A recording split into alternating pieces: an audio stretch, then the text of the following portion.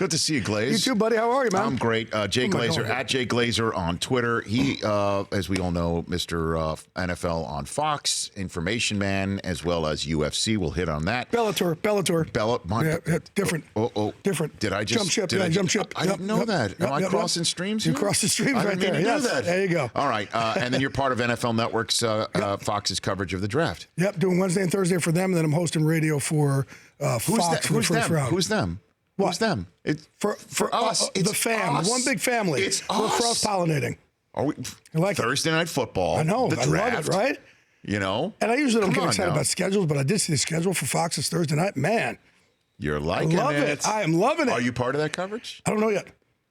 Nobody knows anything I'm yet. so outside. Oh, we know that. I'm so inside. I'm outside. We know that Stray's hosting the show because he needs on another Thursday. job. I know that. Or is he just going to mix in the $20,000 pyramid, get Stephanopoulos in there too? I mean, just cross all of the Dick Clark type career that he's creating for himself. You know what's so funny too? Because now obviously you're going around and people are like, Michael's so big. People are like, he played in the NFL? Isn't that amazing? It's unbelievable. And not only played in the NFL, he was a bad, violent individual. Yes. And people, I mean, I said in the Hall of Fame speech, don't let the gap and smile fool you. But he was my very, very first friend I ever had in this business. 93, I was covering the Giants. And it's probably hard for you to imagine, but didn't really get along with the other reporters. I was, wasn't exactly quiet. And Michael got drafted to replace Lawrence Taylor, and Lawrence Taylor is still there. Mm-hmm. I mean, and he's, got a gap. He's got bad teeth. He's from Germany. He had everything against him. So he and I just latched on each other. Hold on a minute. Germany and bad dentistry. He had everything against him. Right. And he and I just latched on each other. And I didn't have enough money back then. I was making like $9,000 a year working at the New York Post. They were really paying. And like a New York One TV. And why one? For $450 a year. So I could afford bus fare to Giant Stadium every day, but I couldn't afford it back. So I made Strahan drive me into the city every single day for like 6 or 7 years. So I owe him like $28,000 in Lincoln Tunnel fare. And then I would he would have treatment. Yeah. And I would stand outside the locker room and be like, hey, I'd send people in there like, I got to go. Like, I got a date. I got to go. And he'd be like, right. I got treatment. Are you kidding me? I'm like, you're killing my schedule. You could say that the only football player that's had a more transformative post-career television career, Gifford. I mean, is he in that range? Or OJ. Here? Sorry. No. Well, obviously, no. That's true. What OJ was obviously before. No, I don't mean that. No. He was on more news stations than Stray. No, but obviously what he was doing in pop culture before the double murders. But no. But Stray's on a different level. Man. No, I'm serious. Like Gifford doing Monday Night Football and Gifford doing what he did while he was playing. Also, I mean that's. But it's not like Michael. Incredible I think what he's doing now. I think Michael will end up owning a team. I think Michael will. Really? I do. I think he constantly. I mean, it's amazing. He constantly pushes himself. He looks for new challenges with things that have never been done before. That's the thing that kind of differentiates him with everybody else. He looks for things that just haven't been done, and he's like, "Why not? I'm going to go for it." And he will outwork the world until he gets it done. What do you think Peyton Manning's going to do? Because how let's put it this way. Yeah. Report on your own shop. How real was the? We didn't report it. Well, no. So you report on your own shop right now. Oh, how real was that figure? You want me to go and? Yes. No. I know they were talking. I don't think the money thing was. I'd be surprised about that. Okay. Well, what do you think Peyton's going to do here? It's pretty interesting because I thought Peyton. I thought by now he would have gone the Elway Lynch route and run a team, or more the Elway route. Yeah, and I thought it would have been a big franchise. I thought he would have gone somewhere. I mean, has he had an opportunity? Even Colts, Titans would obviously be the ones. I think teams have talked to him, reached out, but again, I think he's just retirement's a fun thing. I'm assuming. I don't know because we have we both have a million jobs, but if when you have your free time, and you have all this time to go play golf and do whatever you want to do, and all of a sudden you're gonna have to go put a suit and tie on every day and change your lifestyle, I think it can kind of go, oh, why am I going to go do that? So I don't think Peyton knows what Peyton wants to do. Because Thursday Night Football would have been an opportunity for him. Yeah, right? would have been great. It would have been great I think Peyton would be great at it. I think Peyton would be good at anything he wants to do also. That's true. Yeah, That's but I true. think he's having fun just kind of cherry picking whatever he wants to do. Jay Glazer here on the Rich Eisen Show. All right. Do you know what the Cleveland Browns are going to do right now? I don't think Cleveland Browns know what the Cleveland Browns are going to do. The Cleveland Browns don't know what the Cleveland Browns are going to do. So here's what happens, right? It's rare when a team is kind of really this locked in right now. The Tampa Bay Buccaneers, they were locked in on Jameis Winston in October.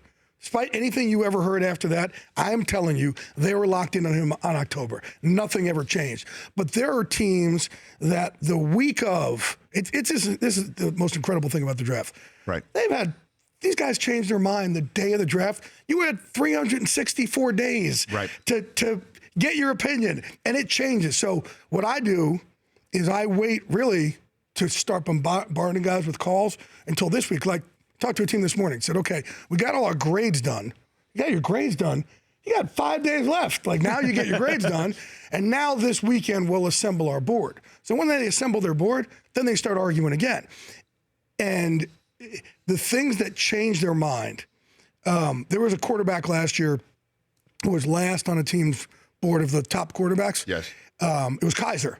And then Kaiser went in and met with them again, and he wowed the head coach, and all of a sudden head coach is like, no, he's my top guy on my board. And it was like, for 51 weeks, you had one view, and all of a sudden in one interview, he went through the ceiling again, and the GM called and said, hey, because he knew I was close to the head coach, he's like, you got to talk him back off, because it's, all of a sudden he fell in love over one interview. Mm-hmm. There was the Dallas Cowboys, they were going to draft Sean Merriman with their first pick years ago on Parcells, and the morning of, they changed their mind. Like it was all Sean Merriman. And the morning of, they changed it to DeMarcus Ware a couple hours before. Yeah, Merriman will tell you that. Yep. He will tell you that he thought he had the star on the side of his helmet. End of story. Rip the knob off. That's it. So we'll go back to Strahan. Right. He had the Cowboys, I think, had the 30th pick in the draft that year when Jimmy Johnson was there. They sent a scout to his house with the cowboy hat and everything, ready to put him on him. Dallas Cowboys are going to select Michael Strahan with the 30th pick. And all of a sudden, the scout's phone rings, and on the TV, they said, Dallas Cowboys have just traded the pick, and Strahan turned around, the guy was gone. So he was like, oh, I'm definitely a Dallas Cowboy. They had somebody in his house, and he was all of a sudden, he's not a Dallas Cowboy. So the point is, is everybody who tells you, for everybody who says for months who they ticking, who they selecting, I'm telling you how much it changes the morning of, the day of. Then I want a best guess based on what you think, what Cleveland's going to do. What I would do is I'll tell you what I would do. I don't like guessing because I like to be accurate. That's why I don't do mock drafts. I know. I don't do mock drafts because I'm not going to lie to the fans. Everything that's going on right now. I won't know until Monday or Tuesday. What do you think the Browns are going to do? Here's what I think they should do. Out a name. Here's what I think they should do. Yes. I think the cleanest guy in this draft is Barkley. Oh my God, he is a dream come true. He sure is. He has so much more to go. Running back #1 overall when they need to take. I mean, I know Tyrod Taylor, they have him. No, I'm not saying don't take a quarterback. But he's also, by the way, Tyrod Taylor is 30. Look what no, but I'm not saying don't take a QB. Okay. You're saying number one, this is what I would do. Right. You still got another draft pick. They got a ton of draft picks. I'm just saying with that pick, the cleanest guy in this draft, who I think changes the entire identity of your team is Barkley, like Fournette did last year. Right. With all of a sudden Zeke 2 years before. Zeke 2 years before that. For years, teams are like, we don't have to really focus on a running back. And now it's starting to come back where they're going to change the identity of a team. Barkley still has, he's so damn fast and quick, and he doesn't run as many people over and go after their violence like he should yet. When he starts learning that and starts learning some pro stuff, it's going to be. This guy's Hall of Fame talent, and he is. I've said it about guys in the past. He's the type of guy you want marrying your daughter, leading your prayer service, and leading your team. All three. And then running the football. Oh man, he is. Yeah. And so, who's the cleanest quarterback in this regard? I don't know if there's a cleanest quarterback there never is. Okay. There's something on every one of them. Right, so Sam Darnold, you're going to look at it and go, "Oh my gosh, his offense threw interceptions." Well, he threw a lot of interceptions because he was forcing stuff in. But man, that kid, when things are flying, he really terrific. knows how to. He's terrific. Josh, I've worked with Josh for a few years. Which Josh? There's two of them. Josh Rosen. Okay. Josh, the stuff that he says, kind of makes you not really know who he really is. As far as he is way tougher than people think he is. Yes. His football makeup is way better than people are really giving him credit for. He actually almost stayed in UCLA. I was very impressed. He said, and Troy Aikman talked to him. He's like, it's going to bother me if I don't leave a legacy. And it was very genuine. And I think that would kind of surprise people. He's also played with a ton of injuries, thing that would surprise people. But then he'll say stuff, and I'll be like, oh, no, don't say that. But he hasn't done the don't say that in a while, though, right? He hasn't said in a while, but just to show you. All you need is one team to fall in love with him, right? Bears fell in love with Trubisky last year all the way up there. You just need the one team to fall in love. If Goff didn't go to the Rams, I don't know where he would have gone. So what's that one team you think is falling in love with Rosen? What's that one team? I don't know. If I'm a Jets, I go for him. He's actually playing wise, he's cleaner than everybody else. Just playing wise, his release technique. Oh man, he's ridiculous. Hey dude, I would bet my team on Baker Mayfield. Absolutely. You would. I don't think he's anything like Manziel. What about this whole business that he didn't study a playbook against? I think when he was going to interview with the Chargers, he admitted I didn't study the playbook. I think that's the latest red flag. Yeah, not study. He doesn't have a shirt on Sports Illustrated cover that he's in love with himself. I don't. By the way, I put zero stock in any of that. What the stock I put in is that he's a guy who put that flag in the middle of the Ohio State, which I don't have a problem with. Nope. Because they did the same thing to him the year before. I have no problem with a guy that competitive. I have a problem getting triggered by Kansas. Just harness it. Harness it. Know who your opponent is. Know what they're trying to do to you, and don't do that. I got no problem with it. You don't have a problem being triggered by Kansas? I got no problem with how competitive he is. He has a chip on his shoulder with everything he's done. He has been a guy like, you can tell me I can't? Okay, I'm going to surpass it. I love it. That's who I want. Now, look, mind you, that he outworks the world. Johnny came into the league, and he was like, I'm talented enough. Anybody who thinks that talent is what gets you by in the NFL is an idiot, right? Any of these players. And you've got to spend, I tell the story that years ago, I'm with Sean Payton down in New Orleans. It's Thursday night. It's like 11 o'clock. And Sean forgets something back in the office, which, is like 40 minutes away. And I'm like, oh, dude, you're killing me. So he's killing my social life. We drive all the way back to the Saints facility, and there's one light on in the facility, and it's Drew Brees. And I'm like, what are you doing here? Drew has that little thing. And he's like, sometimes trying to be great is lonely. And I'm That's what he said. I'm so stealing that. I'm like, that's great line. That is great. And that's what it is, though. It's like outworking the world. You do not get by on talent. And all these guys think when they come in here, I'm talented enough. And they wonder why it's not working for them. And they think something's eventually going to click. You don't think there's a problem with any that they all have that wanting to be lonely? What's that? Do you think they all have that wanting to be lonely? No. I don't think that. I think a lot of them will come in here. And a lot of it is who you're going to learn from, who you're going to be around, right? What your environment is. So I can't answer the question until they get around certain coaches that they're going to connect with, right? Certain teammates that are sitting next to their locker, what their social life. You don't know. Jay Glazer here on the Rich Eisen Show doing a fantastic job telling us absolutely nothing specific, but being great with the storytelling. You're like Twitter. You want me to tip pics right here? I'm not going to do it. No, actually, I don't. As you know, I don't want to do that. I saw you got a little fiery today. No, I want to hit that with you, but I'm just, as you know, pulling your leg because we really don't know anything right now. No, I do. I'm just not going to. You do know, but you don't know it. Now you're just messing with me. All right, and I do want to hit vetsandplayers.org with you before you vamoose here on the show. And we also have still to come a news update from Chris Brockman. Your phone calls at 844-204-RICH. If you missed John Tortorella after the Columbus Blue Jackets lost to the Capitals, who are coming back from the dead, if you missed that, don't miss the news segment coming up here on the Rich Eisen Show. How do you not sweat out here? Look at this. You're bald, too, and Jewish, like me. I am. We both should be sweating. I don't know, but I just... but you have the jacket on? Yeah, it's killing me here. Do you need all right, so here's what we're going to do. We're going to take a break. Jay Glazer is going to get a mop down. Somebody mop down Jay when we come back.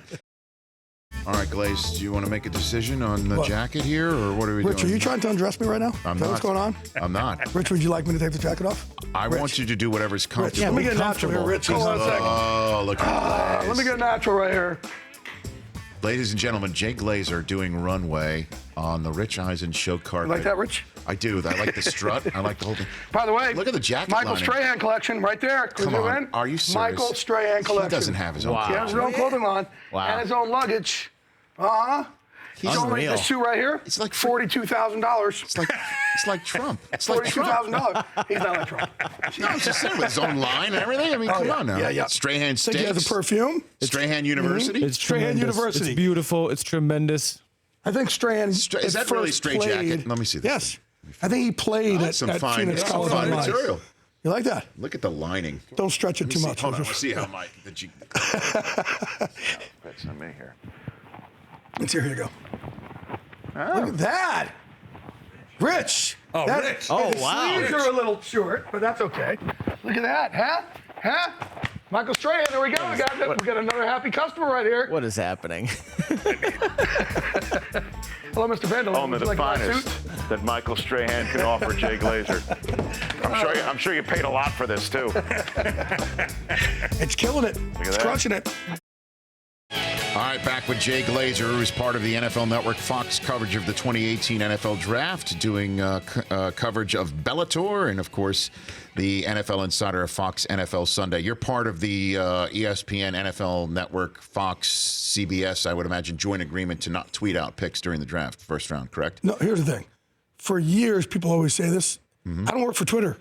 So why would I put it on Twitter? I don't tweet it out. Now, Fox Sports Radio, where I've always done the first round, right. I will try and bring people in and give them more insight than anywhere else you can get. Right. But I don't tweet out. Like, hey, if Twitter is paying me, I may change my mind, but they're not, so I don't. And that's it. It's pretty simple. But the sense of what people who tweet out are saying that they're doing their jobs and using the platform that they've created for themselves to reach their fan base or reach their viewers, listeners, readers, right? I think the fans have spoken that they don't like it. Well, I think it used to be like, hey, it wasn't even split. I think there was more people going, no, we want to know first.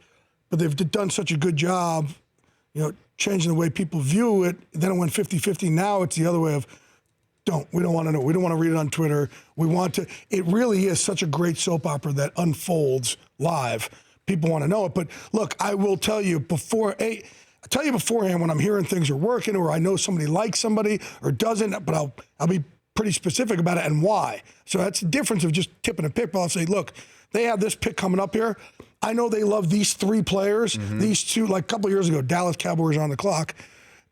Even before they were on the clock, I said, as of that morning, they were still going back and forth. First it was Ezekiel Elliott, Bosa, and Ramsey. Then it was Ezekiel Elliott and Bosa. And then it went down to Zeke right when they're on, right before they're on the clock. Right. So I'm able to give you this inside information that it really went down. They're arguing about it in the room an hour beforehand, and they go with Zeke, and then I can get kind of backloaded with even more information. I think that's what you want to do for the fans. Really take it behind closed doors. Well, in terms of that, look, I'm now seeing on my Twitter feed every 5-10 minutes what I told Jimmy Traina on his Sports Illustrated podcast.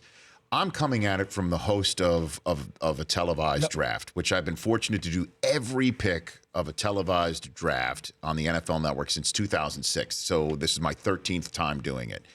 And so I love doing it. I think it is an old school type show because it's a show. Yes. And so I don't like having anybody look at me, think that I know what they already know because they are assuming I'm also on social media like them because I'm active on it. And therefore I'm playing them by giving my thoughts on who's coming up, fully knowing who it is, right? So I don't like being thought of that way. So personally, I'm not a fan of it because I don't look at it. Mike Mayock and I insist we're not to be told about it.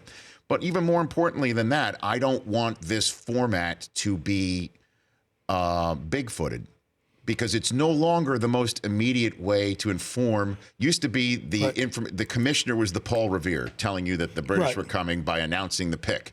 All right, that's not the case anymore. Sometimes we're waiting to announce pick 5 and pick 9 is on the clock right now. There's 3 in the chute that we haven't announced yet. I just don't want to see this format made antiquated. Yeah, but I think That's again, my- I that's think my it's, point. There's not many who do tip anymore, and I think everybody is. In this case, we did kind of listen to fans. Fans are. I don't know. At least the feedback I get. Well, what do you think about the response from reporters saying if you don't want the picks tipped, then get off of Twitter, then don't go on it? That's their look. That's the way they view it. Also, like I have a different way of viewing things than most reporters. You know that for a long time. Right. I don't know if I would have agreed with this several years ago, but I know what the fans want. In my opinion, what they want is they want it. They don't want a tip. So, but again, it's if Fox said to me, "We want you to do it," I'm going to do it. If Fox said, "We don't want you to do it," I'm not going to do it. I'm no dummy. I like my money. Are you kidding me? You are not. I am going to tip them on Tinder, though, if you're on that. Hey, you good? now. Swipe over this thing, and I'll give you all the picks you want. Let's talk emerging vets and players here. What an incredible program you have started. Thank you, my friend.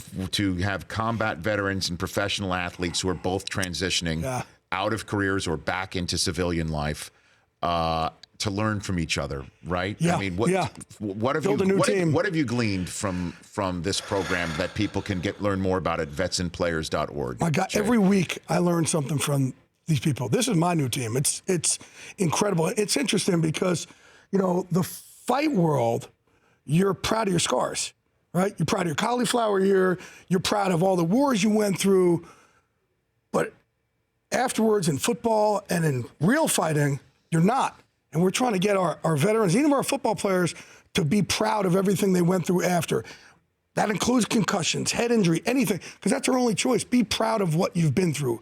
We did one in Chicago the other day, thanks to Bellator and Paramount Network. They sponsored one to open up in Chicago, and we had your guy Foxy there, and guys Fox. like Olin Kreutz and Big Cat Williams, but Zach Miller came, who obviously almost lost his leg, and we had a veteran there named Kirstie Ennis, who I think you met with me last year. Yes. Who lost her leg. She was shot down in Afghanistan as a door gunner.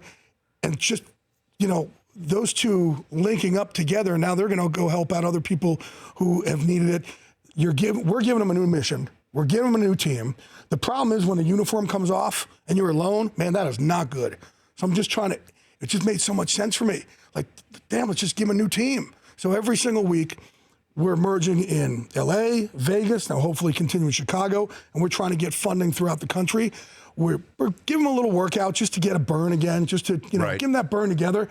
But then we sit around on these wrestling mats after the ring or wherever you are after, and we talk about life. We talk about why you got to value your life, why we shouldn't kill ourselves, why you need to be of service to other people, why you're not alone, and don't look at it like you're alone. And man, you got a lot of value to the outside world. They are.